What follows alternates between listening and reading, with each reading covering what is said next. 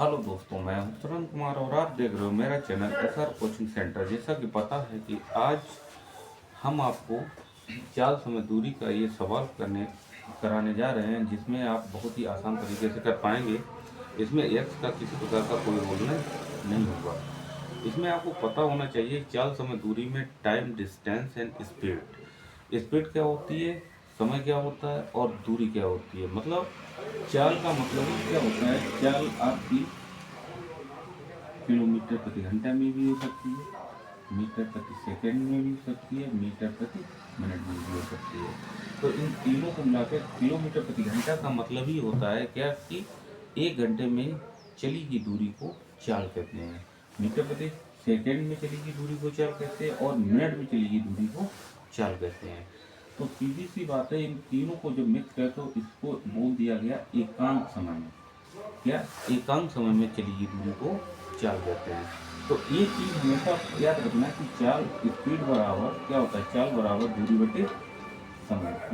जो formula based होता है तो उसमें चाल बराबर दूरी बटे समय होता है। इसी बेस पे पूरा चाल समय दूरी के सारे क्वेश्चन हो जाते हैं। खाली एक चीज, कभी दूरी पूछ दी जाती है तो चाल बटे समय हो जाता है, कभी समय पूछ दिया जाता है तो दूरी बटे चाल हो जाता है, और जब चाल पूछ दी जाती है तो दूरी बटे समय हो जाता है।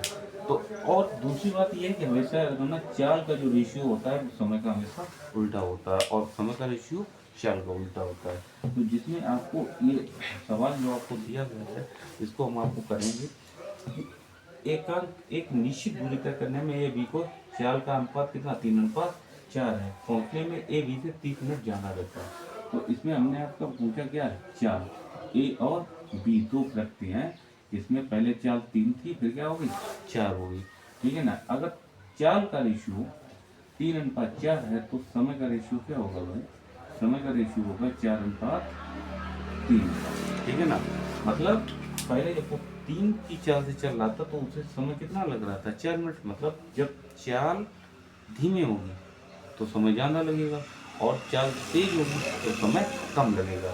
तो क्या आता, पहले 3 था फिर 4 हो गया, फिर कितना, मतलब इसमें कितना समय ज़्यादा ले रहा, 1 यूनिट ज़्यादा ले रहा। जबकि सवाल में कह रहा है ए बी से 30 मिनट ज़्यादा ले रहा।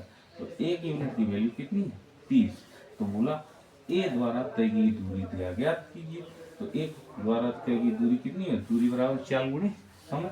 तो 4 क्या है, ए द्वारा तो कितना होगा, 4 गुणे 30 कितना हो गया, 120 मिनट का समय ले रहा हूँ। ये सवाल का ठीक है।